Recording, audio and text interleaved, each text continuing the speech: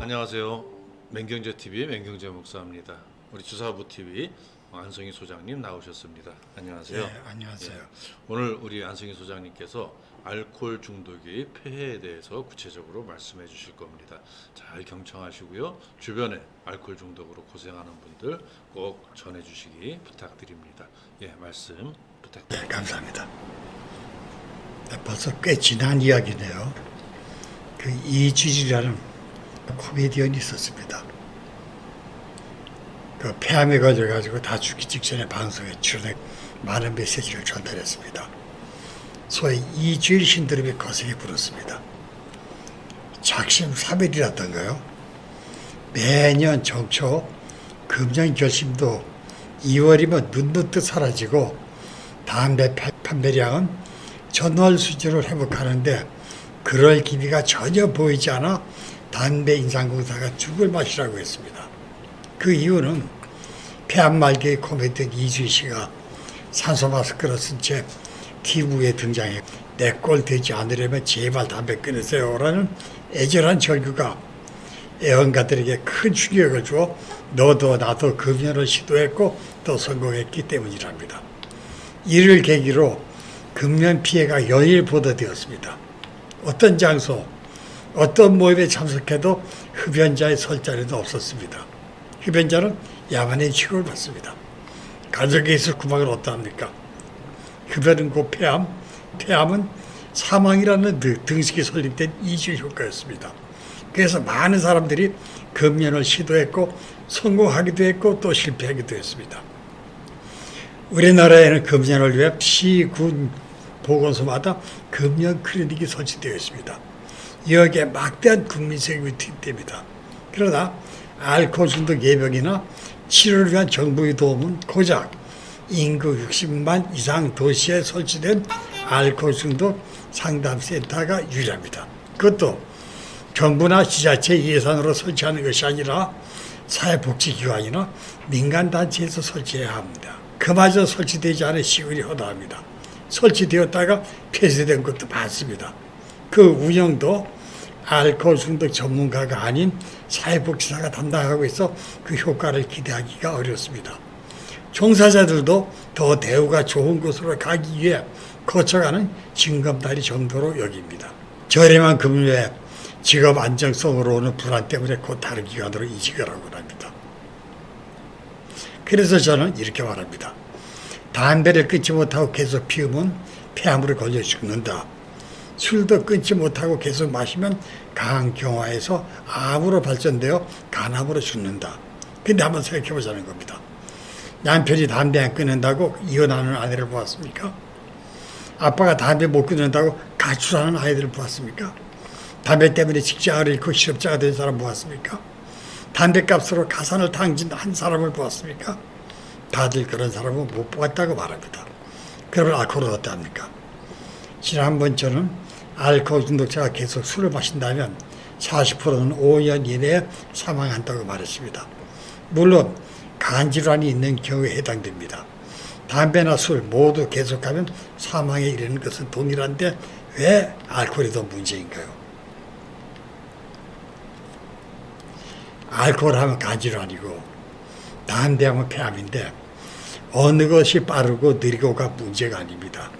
담배의 경우 본인은 폐암 등의 피해가 있으나 가족들까지 병들게 하지는 않습니다. 그러나 술에 취해 발생하는 가정폭력, 이혼, 아이들의 탈선과 가출, 가장경제의 바탕 등 그 폐해는 언급할 필요조차 없지 않습니까?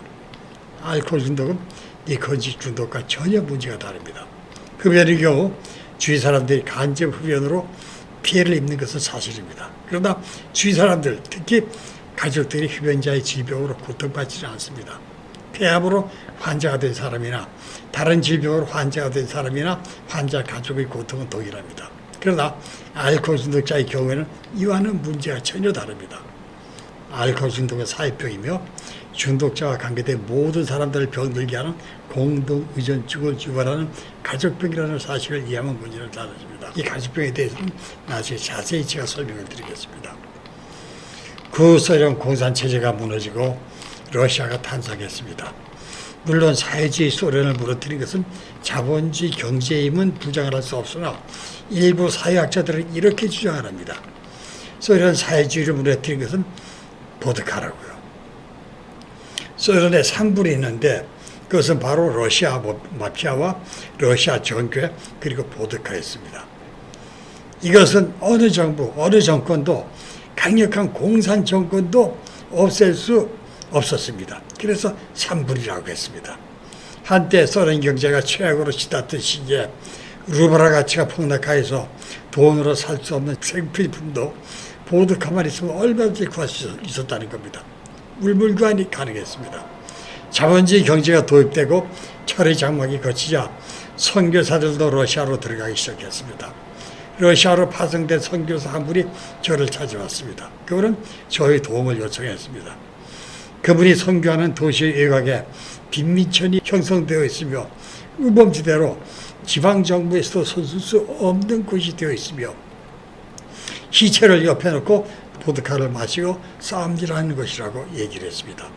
주택가에 살던 그곳 주민들은 알코올 중독에 대해 직업을 잃고 집까지 밀려난 것이 바로 그 판자촌이라는 것입니다. 이런 판자촌이 곳곳에 우후죽순격으로 생겨나자 중앙정부가 미국을 향해 러시아에 들어와 선교만 할 것이 아니라 알코올 중독 예방 사업도 병행할 수 없느냐고 호소했다고 말했습니다. 다른 질병은 병으로 인하여 신경질적이 되어 가족을 괴롭히고 병으로 아파할 때 가족들도 고통을 받는 것은 동일합니다. 그러나 알코올 중독은 인간의 인내성을 시험하는 것처럼 가족을 괴롭힙니다.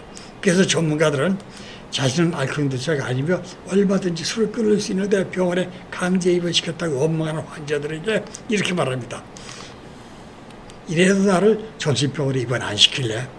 이래도 나와 이혼 안 할래? 이래도 나를 버리지 않을래? 참을 수 있으면 더 참아봐 하고 가족의 인내심을 시험한다고 합니다. 얼마나 가족을 괴롭혔으면 이런 얘기가 나올까요? 일단 알코올 중독자가 되면 특유의 본능적 방어 기제인 부정, 합리화, 투사 등을 교묘히 사용하는 과정에서 성격이 왜곡되기 시작하고 급기야 이기적, 독선적, 자기중심적으로 변합니다. 이것이 성격 결함이 되고 성격 결함이 성격 장애가 되고 성격 장애가 인격 장애로 인격 장애가 인격 붕괴로 발전합니다. 알코올 중독 말기의 이름은 마치 사람이기를 포기한 듯한 행동도 서슴지 않습니다. 마시기 위한 파렴치한 행동, 마신 후의 습관성 주정과 폭력, 마시지 않았을 때 나타나는 마른 주정과 버드 신드롬, 치료 거부 및 가족에 대한 원한 등 그 폐해는 이루 말할 수가 없습니다. 다른 질병의 경우 병 때문에 그 환자를 미워하지 않습니다. 애처롭고 불쌍할 뿐입니다. 그래서 동정받고 어떻게든 살리려고 최선의 노력을 기울입니다. 다른 질병의 경우 환자와 질병을 분리해서 생각을 합니다. 또 그렇게 얘기합니다. 범죄의 경우도 죄와 사람을 분리하라고 이야기합니다. 죄가 나쁘지 사람이 나쁜 것이 아닌데 이와 같은 논리라면 병이 나쁘고 밉지 환자는 비난과 원망에 대해서는 아닙니다. 애처롭고 불쌍하게 여겨야 합니다. 그러나 알코올 중독의 경우는 이와는 다릅니다. 알코올 중독자는 원망과 증오의 대상이며 미움받고 배척이나 학대의 대상입니다. 오죽하면 버리는 일도 있었습니다. 오래전 방송 프로그램에서 방영된 사건이 있었습니다. 유부도 사건입니다. 당시 알코올 중독자들이 가장 무서워하던 것이 유부도라는 전설적인 공포의 섬이었습니다. 부산 앞바다에 있는 섬으로 돈 2천 내지 3천만 원에 강제 수용되고 한 번 그것에 잡혀가면 절대 빠져나올 수가 없고 죽으면 시체까지 처리해 준다고 소문난 곳이었습니다. 그런 소문은 사실이었습니다. 실제로 기도원에서 그곳으로 보내지는 환자를 본 적도 있었습니다. 유부도에 수용된 많은 환자들이 가혹한 강제 노동과 학대를 견디며 노예 같은 생활을 해야 했습니다. 현대판 노예였습니다. 이런 노예 생활을 견디지 못하고 탈출을 감행했으나 모두 실패, 혹독한 처벌을 받았습니다. 그중 한 사람이 기적적으로 유부도를 탈출하여 방속의 유부도의 비리를 고발했습니다. 그는 사법기관을 찾지 않고 언론기관을 찾아갔습니다. 사법기관은 유부도 운영자와 결탁하여 도로 유부도로 돌려보낸다는 소문이 자자했기 때문이었습니다.